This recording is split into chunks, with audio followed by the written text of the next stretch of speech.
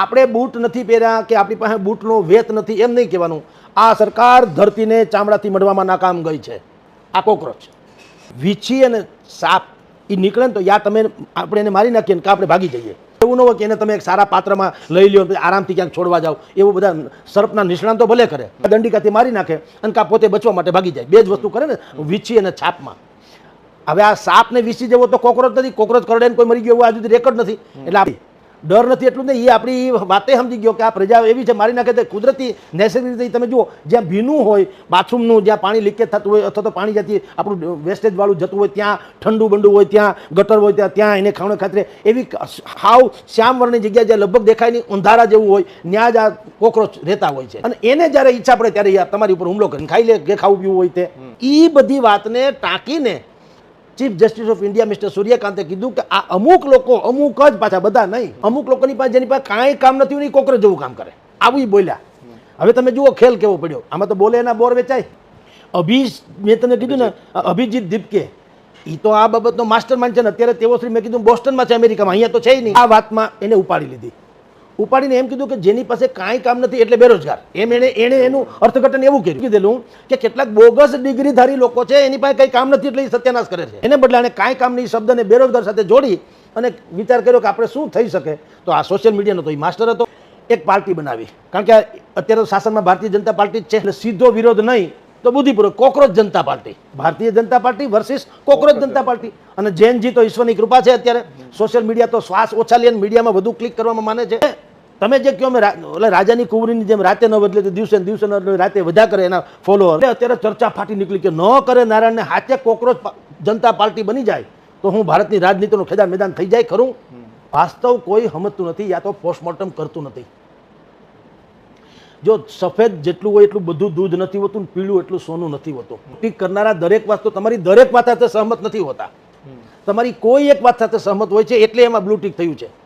કાલે તમે એ જ ભાઈ અભિજીત દીપકે એ કે 500 રૂપિયા અમારા સભ્ય બનો, હરામ બરોબર. તમે જુઓ આ જેટલા કરોડો ફોલો છે ને એમાંથી મોટા ભાગને કે હવે પૈસા દઈને આમને તેમને તમારે પૈસા બનાવવાનો ખેલ છે ને તમારી દાનત જ ખોટું. એનો એ જ કોકરોચની જેમ તૂટી પડશે.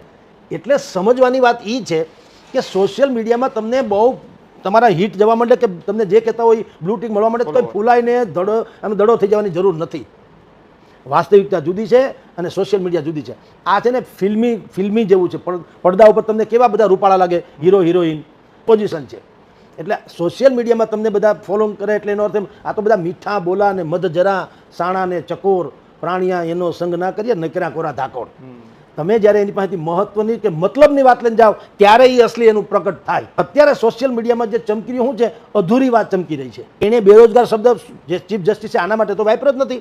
એને તો બોગસ ડિગ્રીધારી તો એ તો હકીકત છે ને. બોગસ ડિગ્રીધારી તો કોકરોચની જેમ આપણને કોરી જ ખાય ને. હકતવાળા માણસો હોય, જરૂરિયાતવાળા માણસો હોય એની જુદી વાત છે. બોગસ લોકોને શું કરવાનું? એટલે એને શું કર્યું? અધૂરું વાક્ય ઉપાડ્યું. એ અધૂરા શબ્દનું એણે અનુવાદ કર્યો બેરોજગાર. અને કેટલીક વખત એવું હોય અર્ધ સત્ય અત્યંત ભયંકર. કા પૂર્ણ સત્ય હારું કા અસત્ય હારું. અર્ધ સત્ય હંમેશા ખતરનાક. તમે એમ કહો કે સાકી જામ પીને દે મસ્જિદ મેં બેઠ કર, મારી નાખે લોકો. મસ્જિદમાં બેહીને અલ્લાહના ઘરમાં બેહીને દારૂની વાત કરો તો મારી નાખો, મારી નાખો. પણ બીજી પંક્તિ સાંભળે તો એને સરાહે કે યા ફિર એસી જગહ બતા દે જહાં પે ખુદા ન હો. તો ખબર પડે ઓહો આ તો અલ્લાહ સર્વવ્યાપી છે એમ કે છે. તમે શરાબ ખાનામાં દારૂ પીવો તો અલ્લાહને ખબર નથી એવું નથી. ચીટી કે કાન મેં બી નૃપુર બાજે વોહી મેરા અલ્લાહ સુનતા હે કે છે ને. કીડીના કાનમાં ઝાંઝર વગડે, કીડીના કાનમાં. પણ ઓલી અધૂરું બોલો તો કેવું થાય? ડખો થાય. આ કેસમાં એવું થયું. એણે અધૂરો શબ્દ ઉપાડ્યો, બેરોજગારો સાથે જોડી દીધા કોકરોચને. હાલાકી એવી વાત નહોતી. તેમ છતાં તમે જુઓ જેનજીમાં તમે જુઓ ધંધડા વગરનું કેવી દુનિયા છે. એણે કોકરોચ જનતા પાર્ટીની રચના કરી પછી એણે કીધું કે ભાઈ અમારામાં કોણ કોણ જોડાઈ શકે. જો એનો પણ અભ્યાસ કર્યો હોત તો આટલા ફોલોઅર્સ ન મળ્યા હોત અથવા સામેથી મૂર્ખ ન બન્યા હોત. વાત કરી શું કરી કે જો ભાઈ અમારા 2-3 ક્રાઇટેરિયા છે, અમારામાં જોઈન્ટ થવું હોય. પહેલાં તો એ બેરોજગાર હોવો જોઈએ, એ તો ઠીક છે. આળહુનો પીર હોવો જોઈએ. બિલકુલ કોઈ કામ જ હોવું નથી. હરામના હાઈટ આપણી ભાષામાં આળસુ હોય ભયંકર, એને એક તો આમાં જોડાવાનું. બીજું એ હંમેશા આખો દિવસ ઇન્ટરનેટ ઉપર સોશિયલ મીડિયા ઉપર જ રહેવો જોઈએ. રથ ગેલો જગત અહીંયા હું થાય ખબર નહીં. સોશિયલ મીડિયા સિવાય બીજી કોઈ દુનિયા નથી. એમાં રત રહેવો જોઈએ. એને પોતે માપદંડ આપ્યા એની વાત કરું છું. ત્રીજું એણે કીધું કે તમારે પ્રોફેશનલ રીતે એટલે કે સ્વભાવગત જ દુનિયાના જ વાંક કાઢવાનો. આપણામાં કોઈ ખામી નથી. મારા પગ ધકે છે એટલે મેં બૂટ નથી પહેર્યા એમ નહીં કહેવાનું. આ ધરતીને ચામડાથી મઢવામાં સરકાર નિષ્ફળ ગઈ છે, લેવાનું શું કરી લ્યો. જી જેને આપણે કહીએ છીએ એણે કર્યો હોત તો સમજી ગયા હોત કે આ કોકરોચ જનતા પાર્ટી એક વ્યંગાત્મક આખું નિરૂપણ છે અને એણે એમ કીધું છે કે આવું આવું છે જુઓ એમ. ત્યાં છે રાજાની કુંવરીની જેમ, એમાં એટલા માટે ફૂલાઈ નથી જવાની જરૂર. એને બધા પોલિટિકલ એંગલથી જુએ છે એટલે કહું છું. બધાને એમ છે કે ઓહો જો 2-5 દિવસમાં 8-10 કરોડ એના સભ્યો થઈ ગયા તો કદાચ કાલવારે શું થાય. જેણે અભ્યાસ કર્યો છે એને ખબર છે, ગૂગલમાં સર્ચ કરી લેવાની છૂટ. ઇન્ટરનેટના જેટલા વ્યસની લોકો છે, વ્યસની કહું છું, તમે હું ઉપયોગ કરીએ છીએ, વ્યસની એની સંખ્યા 14 વર્ષથી શરૂ થઈને 17 વર્ષની મેક્સિમમ છે. ની જેમ ઇન્ટરનેટમાં ઘૂસેલા હોય છે કારણ વગર. હારું માઠું જે જોવું હોય 14 થી 17. હવે એને મતાધિકાર તો છે નહીં, તો 8 કરોડ થાય કે 80 કરોડ થાય શું ફેર પડે. 140 કરોડની આપણી જનસંખ્યા છે, એમાં 70% લોકો પાસે બે મોબાઈલ છે ને અમુક લોકો પાસે બે મોબાઈલ છે. મોબાઈલ વગરનો કોઈ છે નહીં. 140ની સંખ્યામાં મોબાઈલ વધુ છે. 160-70 કરોડ ગૂગલમાં તપાસ કરી લેવાની છૂટ. અને 20% લોકો પાસે ડબલ મોબાઈલ છે. પણ એમાંય આયુની પણ વાત આવી છે એમાં કે કોણ મેક્સિમમ ઇન્ટરનેટના ઘેલા છે. તો નાના બાળકોથી શરૂ કરી નથી આપણે કહેતા કે માવતર રમકડાની જેમ છે. હવે તો મોબાઈલ ધૂમ્રપાન મુક્ત, એ મોબાઈલ મુક્ત બાળક થાય એવી પણ ઝુંબેશ ચાલવા માંડી. એનો અર્થ શું થયો કે એ લોકો મોબાઈલ વાપરે. બાળક છે તો ખેર કે રમકડાની કે બધી ગેમમાં પડ્યો રહેતો હશે. પણ મેં તમને 14 કીધા, હું તો 10 કહું તો ખોટું નથી. પણ 14 થી 17 વર્ષ, જે 18મે વર્ષે માણસ મેચ્યોર થાય, થોડીક એની પર જવાબદારી આવે એટલે એ કામની વાતો એ જુએ. સંપૂર્ણપણે નેગેટિવ હોય તો ગમે એ જુએ, પણ લગભગ એ મેચ્યોર થયો હોય એટલે એને કામની વાત જરૂર પડે. બસ 14 થી 17 તો ભગવાનની દયા છે કે બધું બાપાના ખંભે તાગડધીરના છે અને મોબાઈલ લઈ દે એટલે એ લોકો આમાં એને ગમ્યું તો એને ફોલો કરી લીધા. એટલે આપણે માની લીધું ઓહો અમારા કરોડો ફોલોઅર્સ થઈ ગયા. આ એક વાત જે બોગસ, જે કામના નથી તે. બીજા આ ઓનલાઈન છે, એ કંઈ એવું ન હોય કે રાજકોટમાં દેખાય, મુંબઈમાં દેખાય, કલકત્તામાં, એવું ન હોય. આ તો વર્લ્ડ આખામાં દેખાય ને. તો ભારત સિવાયના જેટલા દેશોમાં મોદીના વિરોધી કે ભાજપના વિરોધી હોય એ ઠીક કરે કે ન કરે, તો એ મત ક્યાં આપવાના છે પાછા. તો સમજવાનું આ પોસ્ટમોર્ટમ આનું કરવાની જરૂર છે. તમારી જાણ કરતા 2020 ડોનાલ્ડ ટ્રમ્પ ચૂંટણીમાં ઉભા જો બાઇડન સામે.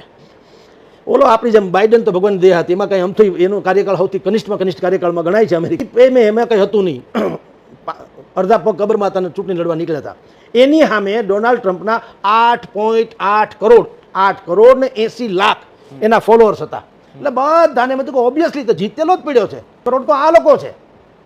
તમારી જાણ ખાતર તેઓ શ્રી હારી ગયા હતા. તમને એક્ઝામ્પલ નંબર 2, એક નાઇજીરિયાના રાષ્ટ્રપતિની ચૂંટણી થઈ 2023માં. નાઇજીરિયાના રાષ્ટ્રપતિની ચૂંટણી થઈ. એમાં મિસ્ટર પીટર સોબી નામનો એક માણસ, જે યુટ્યુબનો માસ્ટર ને વર્લ્ડ વાઇડ એના ચાહકો કરોડોની સંખ્યામાં. જ્યારથી જાહેરાત થઈ એણે ઉમેદવારી નોંધાવી ત્યારથી ચૂંટણી પૂરી થઈ ત્યાં સુધી એના જ ગુણગાન આવ્યા. તો જીતેલો જ પડ્યો એમ, એમાં કોઈ શંકાને સ્થાન નથી. તેઓ શ્રી હારી ગયા. શું કામ? મેં તમને આ 2 પ્રકારના વર્ગ કીધા ને, 14 થી 17 વર્ષ, RI નોન રેસિડેન્ટ ઇન્ડિયન, ટૂંકમાં વિદેશી, જે તમારા ચાહકો. અમેરિકામાં મારા ખુદના 150 જેટલા મલ્ટી મિલિયન્સ છે જેણે મારી યારે સંવાદ રાખ્યો હતો એની વાતે કરીને. હવે એ મને કોઈએ જોયો નથી, મેં જોયું નથી, હું છેલ્લા ક્યાં રહી. પણ હવે છે તો છે ચાહકો, મને ફોન ફટાકાઈ કરે છે ને કોઈક દી લાઈક છે. પણ એનો અર્થ એમ નથી કે હું એમ કહું મને એક કામ કરો 10,000 મોકલે, કોઈ કૂતરી મોકલે નહીં, એવું કંઈ ન હોય. તમારી મર્યાદામાં રહ્યો તો સારું, એમ ચાહક હોઈ શકે.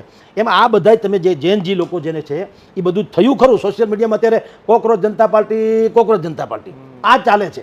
પણ ચાલે છે એટલે બટકણું, એ કાંઈ કોન્ક્રીટ વાત નથી. કોન્ક્રીટ વાત હોય તો એના માટે ધરાતલ ઉતરવું પડે. સોશિયલ મીડિયાની બહાર, સ્ક્રીનની બહાર તમે સુંદરતા હો તો તમે મહત્વનું છે.